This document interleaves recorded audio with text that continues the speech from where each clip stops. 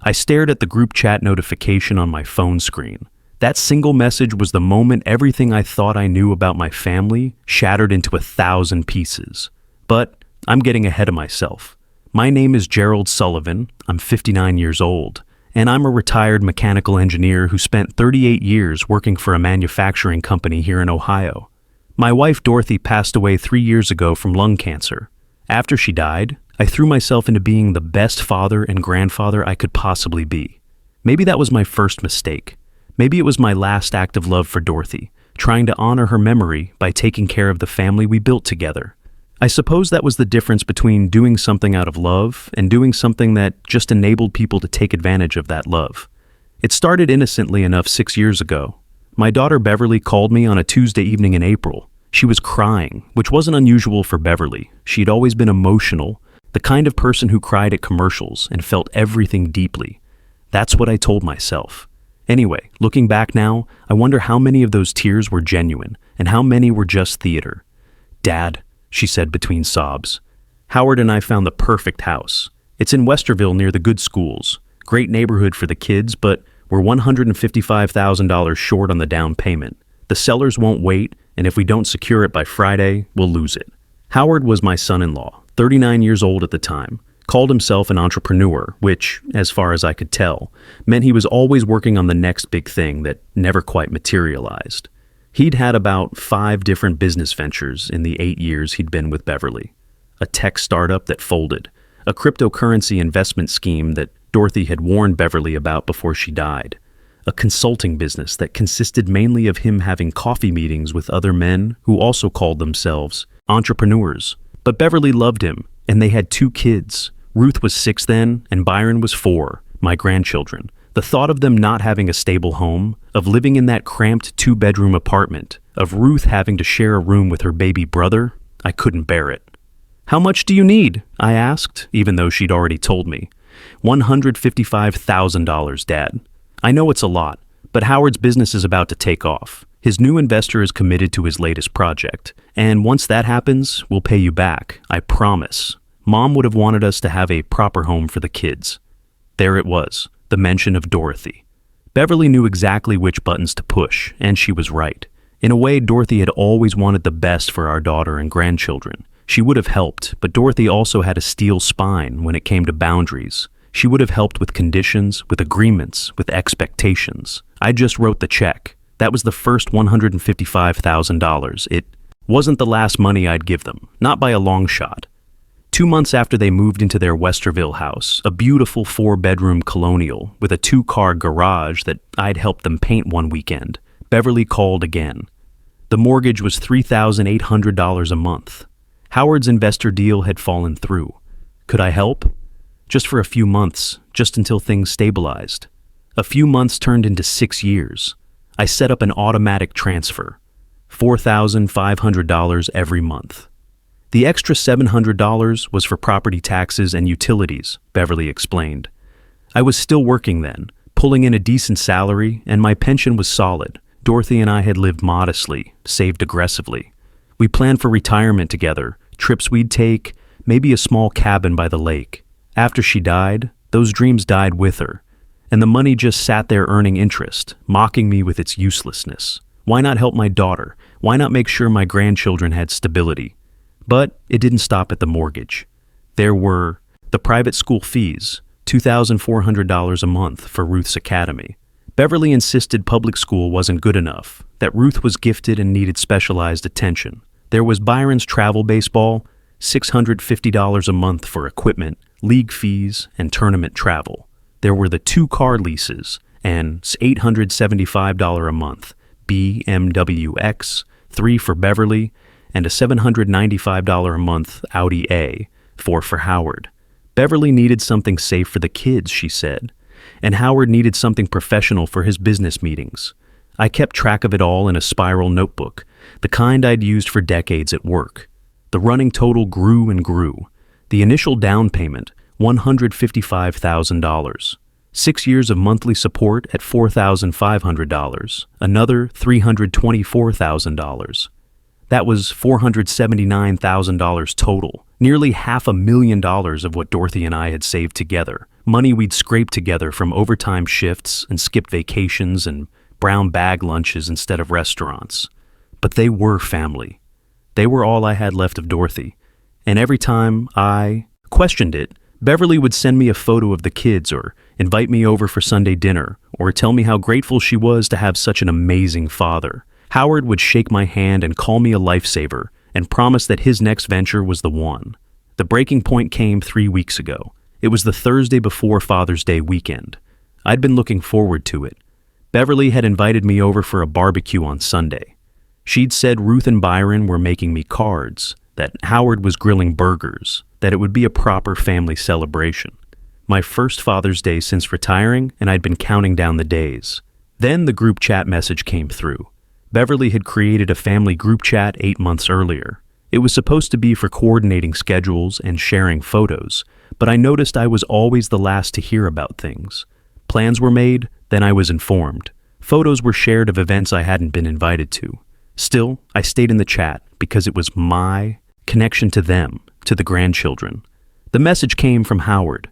Hey everyone, quick update on Father's Day. We've decided to keep it immediate family only this year. Just me, Beverly, and the kids. We're doing a special thing, very intimate. Hope you all understand. I read it 3 times. Everyone included Beverly's cousin Joyce, Howard's brother Leonard, and me. The other 2 responded immediately with thumbs up emojis. I sat there, phone in my hand, in the kitchen of the house Dorothy and I had bought 32 years ago, and felt something crack inside my chest. Immediate family only? I wasn't immediate family. I was Beverly's father. I'd raised her. I'd walked her down the aisle. I'd held both her children moments after they were born. I'd given them $479,000 over 6 years. But I wasn't immediate family. I didn't respond to the message. Instead, I opened my laptop and started digging. See, 38 years as an engineer taught me to verify things, to check data, to not accept surface level explanations. It had been gnawing at me for months, this feeling that something wasn't right. The numbers didn't add up. If I was paying their mortgage, their car leases, their kids' activities, what were Beverly and Howard doing with their own money? I started with the obvious, social media. Beverly's Instagram was public. She posted daily. I scrolled back through the past year, really looking at the photos this time, instead of just double-tapping hearts like a good father. There was Beverly in Cabo last February doing sunrise yoga on the beach. The caption talked about manifesting abundance and investing in self-care. The resort she was staying at, I Googled it, was $650 a night. There was Howard at a golf course in Hilton Head in March, celebrating his birthday with 8 other men. The caption said, "Another year of grinding and growing, grateful for the brotherhood." That golf course had a $275 green fee. The bottles of wine on the table in the clubhouse photo were each at least $120. There was the family trip to Disney World in April during spring break. 4 days, park hopper passes, deluxe resort. I estimated at least $6,500 for that trip. Nobody had mentioned they were going. I'd found out from the photos. There were the shopping hauls Beverly posted every few weeks. Lululemon outfits, designer handbags, expensive skincare products. Treating myself because I deserve it, the captions always said. There was Ruth's birthday party in September, held at a venue that rented for $1,800 with a professional princess entertainer and custom desserts from a fancy bakery. I felt sick. These weren't the actions of a family struggling to make their mortgage. These were the actions of people living well beyond their means, while someone else, me, covered their actual responsibilities. But I needed more proof. I needed to understand exactly where this was going. I remembered that Beverly had made me a co-signer on one of their credit cards 2 years ago, just for emergencies. It was linked to my online banking for payment alerts, but I'd never actually looked at the statements. I pulled them up now. The credit card had an $18,000 limit. It was maxed out. The minimum payment was $540 a month. And according to my banking records, I'd been paying it automatically for 18 months. That was $9,720 in credit card payments I didn't even remember agreeing to. Beverly must have set it up when she was helping me organize my online banking after Dorothy died. I downloaded the full transaction history, page after page of charges. Restaurants $175 here, $285 there. $150 for Sunday brunch. Clothing stores, $650 at Nordstrom, $485 at Macy's, $380 at Men's Warehouse for Howard. Bars and lounges, $240 at some place called The Grid, $195 at another place called Rooftop 21. Spa services, $320 for a couple's massage package. Liquor stores, $160, $140, $220. This was their money, their fun money. While I paid for their house, their cars, their kids' education, they were living like lottery winners. But even that wasn't the worst part. The worst part I found by accident. While searching for Beverly's business registration for her yoga instruction, I was trying to understand her income to see if maybe there was some explanation I was missing. What I found instead was a property record, a rental property in Grove City, purchased 15 months ago. The buyers, Beverly Sullivan and Howard Mitchell. Purchase price, $380,000. My daughter owned a rental property, and she'd never mentioned it. I called the property management company listed on the rental website. A young man named Tyler answered. "Hi, I'm doing some research on rental properties in Grove City," I said, trying to keep my voice steady. "I saw the listing for 892 Maple Street. Can I ask what the rent is?" "Oh, that one's rented for $2,400 a month," Tyler said cheerfully. "Great tenants, never late on rent. The owners don't bother them much. $2,400 a month for 15 months. That was $36,000 in rental income I knew nothing about. And the down payment on a $380,000 house would have been at least $76,000. Where did they get $76,000 for a down payment on an investment property? Then it hit me. My monthly payments. They weren't using all of it for the mortgage. They'd been skimming, taking my $4,500, paying their actual mortgage of maybe $3,200, and pocketing the difference for 6 years. That was over $93,600 right there. Plus, whatever they'd saved from me covering their credit card, their car leases, their kids' activities. They'd use my money I'd given them to ensure they had a stable home, to buy a second property so they could become landlords. I sat at my kitchen table, surrounded by bank statements and property records and credit card bills, and felt 60 years old for the first time in my life. Dorothy's voice echoed in my head, something she'd said to Beverly when Beverly was a teenager. "You don't get to act entitled to other people's sacrifices." It was 10:15 p.m. on Thursday night. I opened my banking app. One by one, I canceled every automatic payment. The mortgage payment, the credit card payment, the monthly allowance I'd been sending to what Beverly called the household account.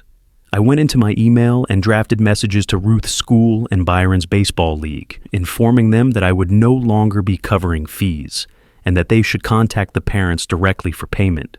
Then I opened the family group chat. My hands were shaking, but my mind was clear. "Thank you for the Father's Day update, Howard. Since I'm not immediate family, I've decided to focus my resources on my own immediate needs. Effective immediately, I've canceled all financial support. This includes the mortgage assistance, car lease payments, credit card payments, and all children's activity fees. I wish you and your immediate family all the best." I hit send. Then I turned off my phone. I slept better that night than I had in 3 years. When I turned my phone back on Friday morning, there were 87 missed calls. 62 from Beverly, 22 from Howard, 3 from Beverly's cousin Joyce, which was interesting. The voicemails ranged from confused to angry to panicked to desperate. "Dad, what's going on? Call me back. This is not funny. Turn the payments back on right now. Dad, you're being ridiculous. We had one Father's Day without you, and this is how you react? The mortgage payment didn't go through. The bank is calling. Fix this, you selfish old man. After everything we've done for you, who's going to take care of you when you're really old? Dad, please. The kids are crying. Ruth doesn't understand why Grandpa is mad at us." That last one almost broke me, but I'd learned my lesson about Beverly's tears. I called my lawyer instead, a woman named Maxine Cooper, who'd helped Dorothy and me with our estate planning. I explained everything. She listened, took notes, and then said something that changed my perspective entirely. "Gerald, you understand that legally they owe you nothing. Unless you have written agreements specifying loans rather than gifts, every dollar you gave them was a gift. You can't demand repayment. I'm not trying to get the money back, I said. I just want them to stand on their own 2 feet. Then you've done the right thing, Maxine said, but be prepared. This is going to get ugly before it gets better. She was right. Saturday morning, Howard showed up at my door. I watched him through the window as he parked his Audi, the one I'd been paying for, in my driveway. He was wearing golf clothes. Apparently, he had priorities. I opened the door before he could knock. "We need to talk," he said, pushing past me into my house. "Actually, we don't," I replied, but he was already in my living room, pacing like a caged animal. "What the hell is wrong with you?" he demanded. "Do you have any idea what you've done? The mortgage payment bounced. The bank is threatening to start foreclosure proceedings. Beverly's credit card was declined at the grocery store. Ruth's school called saying we're 2 months behind on tuition, which we are because you've been paying it." "I've been paying it," I corrected. Past tense. I'm not anymore. "You can't do this." "I can, and I have." Howard's face was red. "This is about Father's Day, isn't it?" Beverly explained that. "We just wanted one day as our own family unit. One day without—" He stopped himself. "Without what?" I asked quietly. "Without obligations," he finished. But we both knew that wasn't what he'd been about to say. "Let me tell you what I know," I said. I had prepared this speech while lying awake Friday night. "I know about the rental property in Grove City. I know you've been collecting $2,400 a month in rent for 15 months. I know you used my money to buy that property. I know about the trips to Cabo and Hilton Head and Disney World. I know about the $18,000 credit card you maxed out on restaurants and clothes and entertainment while I paid for it. I know you've been skimming $1,300 every month from my mortgage payments for 6 years. I know where all my money has gone, Howard. And it wasn't to keep my grandchildren's heads above water." His face went from red to white. "That's our business. What we do with our money is our business. It became my business when you spent my money doing it. That was a gift. Gifts come with gratitude," I said. "What you've shown me is entitlement." "You're going to regret this," Howard said, his voice low and threatening. "Beverly is your only daughter. Ruth and Byron are your only grandchildren. You really want to die alone because you're too stubborn to help your family?" That was the moment I knew I'd made the right decision, because a man who loved his family wouldn't threaten their grandfather. A man who appreciated help wouldn't weaponize grandchildren. A man with integrity wouldn't stand in someone else's living room, wearing clothes bought with their money, driving a car paid for with their money, and demand more. "I think you should leave," I said. "Fine," Howard snapped. "But when Beverly calls you crying, when the kids ask why Grandpa doesn't love them anymore, remember that you chose this." He slammed the door on his way out, hard enough to rattle the framed photo of Dorothy on the wall. Beverly called an hour later. I answered, steeling myself. "Dad?" Her voice was small, broken, the voice of the little girl who used to crawl into my lap when she had nightmares. "Please, we're going to lose the house. They're going to take our cars. Ruth's school called. I don't know what to do." "What you do," I said gently, "is what every other adult does. You figure it out." "I can't believe you're doing this to us. Mom would be ashamed of you." That hurt. That was designed to hurt. But I'd had time to think about what Dorothy would actually say. "Your mother," I said carefully, "would be ashamed of me for enabling you to become someone who thinks love equals money. She would be ashamed that I let you treat me like an ATM instead of a father. But she would be proud that I finally set a boundary." "Boundary?" Beverly laughed, but it sounded like crying. "You call cutting us off with no warning a boundary? I call it the natural consequence of telling me I'm not immediate family." There was a long silence. Then, "We didn't mean it like that." "How did you mean it?" Another silence. "I have to go," she finally said, and hung up. The weekend was long. I kept my phone on, but I didn't answer any more calls. I read a book Dorothy had always wanted me to read. I cleaned out the garage. I went to the hardware store and bought supplies to fix the back steps. I did all the small things I'd been putting off while I worried about Beverly's problems. On Sunday, Father's Day, I had dinner at a steakhouse by myself. The server seemed sad for me, this old man eating alone on Father's Day. But I felt oddly peaceful. I ordered the ribeye I liked, the one Dorothy always said was too expensive. I drank a beer. I left a generous tip. I went home and watched a Reds game. Monday morning, my neighbor Vernon came over. Vernon was 61, retired from the fire department, and probably my closest friend since Dorothy died. "I heard Howard yelling at you Saturday," he said without preamble. "Everything okay?" I told him everything, the whole story, 6 years of it, right there in my kitchen over coffee. Vernon listened, shook his head, and finally said, "About damn time. You think I did the right thing?" "I think you did the only thing," Vernon said. "My son tried something similar about 8 years back. Wanted me to co-sign a loan for a truck he couldn't afford. I said no. He didn't talk to me for 4 months. Now he's grateful. Says it was the wake-up call he needed. 4 months is a long time. 4 months is better than never learning the lesson," Vernon said. "Trust me." The next few weeks were revealing. Beverly and Howard had to list the Audi for sale immediately. They downgraded to an 8-year-old Honda. The BMW lease ended, and they replaced it with a used Toyota.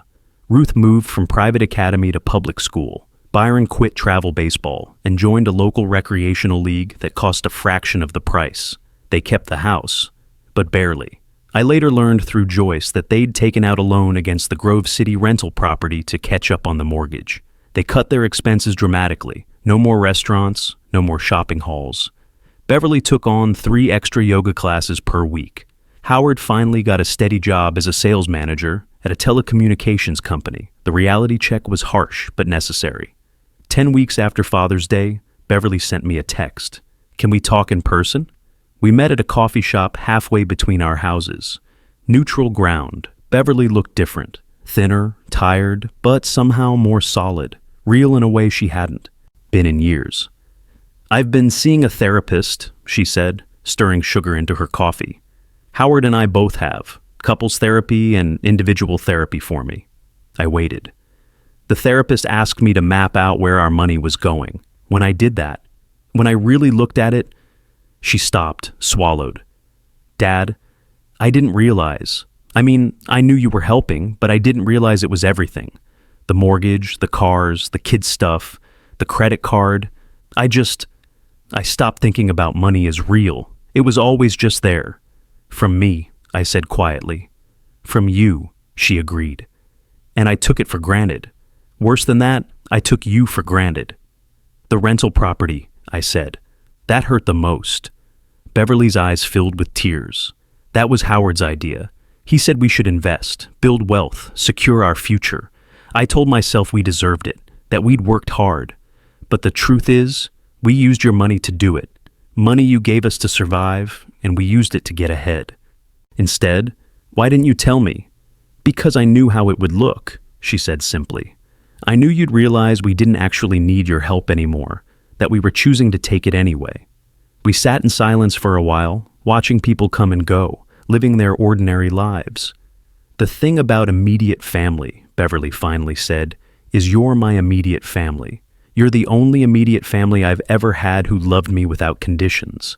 And I threw that away because I was embarrassed to have my friends see my elderly father at my Instagram Perfect Father's Day celebration." That was specific enough to be true. "What changes now?" I asked. "Everything," she said. "We're not asking for your money. We're not asking for anything except a chance to rebuild our relationship on real terms. I want you to know Ruth and Byron, really know them, not just as kids whose activities you fund. I want to have you over for dinner, potluck style, like a real family. I want my kids to see their grandfather as a person, not a bank account. And Howard is learning humility the hard way," Beverly said with a weak smile. "Turns out nobody takes you seriously as an entrepreneur when you can't actually pay your own bills. He apologizes, by the way. He won't say it to your face yet because he's ashamed, but he will eventually." I looked at my daughter, really looked at her. I saw Dorothy's eyes, my mother's stubborn chin, and something new. Accountability. "Let's start small," I said. "Sunday dinners every other week. You cook, I'll bring dessert. We talk, we spend time together, and money is not part of the conversation." Beverly nodded, wiping tears. "Thank you, Dad." "Don't thank me," I said. "This isn't generosity. This is what you should have had all along." That was 2 months ago. We've had 4 Sunday dinners since then. The first one was awkward, stilted, full of topics we carefully avoided. The second was better. By the third, Ruth was showing me her school projects, and Byron was teaching me about the new video game he liked. Last Sunday, Howard actually apologized. It was brief, uncomfortable, and probably the hardest thing he'd ever had to say. I took advantage of your kindness, and I'm sorry. I shook his hand. We're not friends, probably never will be. But there's something like respect forming. Beverly hasn't posted on Instagram in 6 weeks. She says she's taking a break from performing her life. She seems happier, more grounded. She got a promotion at the yoga studio, teaching instructor certification courses. Howard is decent at his sales job. They'll probably never be wealthy, but they're making it work. The Grove City rental property brings in enough to supplement their income, and they're no longer living beyond their means. As for me, I'm using some of the money I've saved to do the things Dorothy and I planned. I'm going to Ireland in the spring. I joined a woodworking club at the community center. I'm living my own life, not vicariously through my daughter's manufactured existence. The other day, Ruth asked me if I was still mad at her mom. I was never mad at your mom, I told her. I was sad that she forgot what family really means. What does it mean? Ruth asked. I thought about that, about Dorothy and the life we built together, about the years I spent thinking money was how I showed love, about Beverly and Howard and the lessons we've all had to learn. It means showing up, I finally said. Not just when it's convenient or Instagram-worthy, but showing up even when it's hard. It means being grateful for what you have instead of always wanting more. And it means loving people for who they are, not what they can do for you. Ruth nodded seriously like she understood. And maybe she did. Kids are smarter than we give them credit for. Last week was my 60th birthday. Beverly and Howard invited me over for cake. It was a grocery store cake, nothing fancy. And Byron's icing. Message said, "Happy birthday, Grandpa," with the spelling wrong. But they sang to me, all 4 of them, off-key and enthusiastic. And Ruth gave me a drawing she'd made of our family. Her, Byron, Beverly, Howard, and me, all stick figures holding hands. I'm on the end of the line in the drawing, but I'm part of the line. That's what matters. I put the drawing on my fridge, right where Dorothy's grocery list used to hang, and I think she'd approve. Not of how long it took me to get here, maybe, but of the fact that I finally did. Sometimes the greatest gift you can give someone isn't money or support or endless enabling. Sometimes it's boundaries, consequences, and the chance to learn who they really are when they have to stand on their own 2 feet. I'm not an ATM anymore. I'm just a father and a grandfather and a man who finally learned that love isn't measured in dollars and cents, but in who shows up, who does the work, and who chooses connection over convenience. Here's what I wish I'd understood years ago. When you remove consequences from someone's choices, you also remove their opportunity to grow. The hardest lesson for any parent is learning when helping becomes harming and when love requires saying no. That's enough for me. Finally, it's enough.